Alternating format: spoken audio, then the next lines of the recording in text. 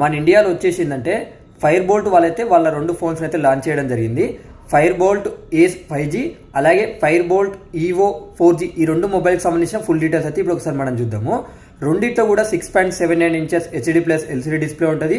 120Hz display refresh rate ఉంటుంది.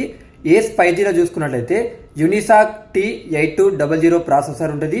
అలాగే EO 4Gలో చూసుకుంటే యూనిసాక్ T7250 ప్రాసెసర్ అయితే ఉంటుంది. రెండిట్లో కూడా చూసుకుంటే 6000 mAh బ్యాటరీ ఉంటుంది. 18 వాట్స్ ఛార్జింగ్ అయితే సపోర్ట్ చేస్తుంది. రెండిట్లో కూడా ఏంటంటే ఫ్రంట్ కెమెరా 8 మెగాపిక్సెల్ ఉంటుంది. ఏస్ 5Gలో చూసుకున్నట్టయితే 64 మెగాపిక్సెల్ బ్యాక్ కెమెరా ఉంటుంది. అలాగే ఈవో 4G మొబైల్లో చూసుకున్నట్టయితే 50 మెగాపిక్సెల్ బ్యాక్ కెమెరా ఉంటుంది. డ్యూయల్ కెమెరా సెటప్ అని చెప్తున్నారు.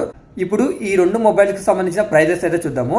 మనం ఈవో 4G మొబైల్ ప్రైజెస్ చూసుకున్నట్టయితే 4GB 64GB మోడల్ ప్రైస్ చూసుకుంటే 9,999 రూపాయలు పెట్టారు.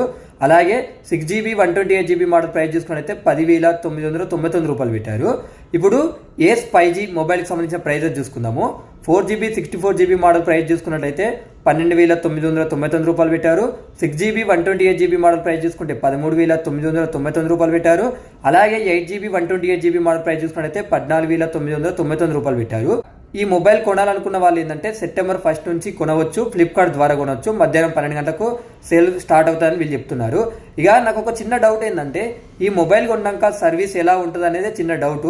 మరి ఫ్యూచర్లో ఈ మొబైల్ ఉంటుందా ఉండదా కూడా మనకు కన్ఫర్మేషన్ లేదు కాబట్టి చూడాలి. ఇక అది మీ ఇష్టం. ఈ మొబైల్ అయితే మన ఇండియా కంట్రీలో లాంచ్ అయింది కాబట్టి నేనైతే మన ఛానల్ ద్వారా అప్డేట్ ఇస్తున్నాను.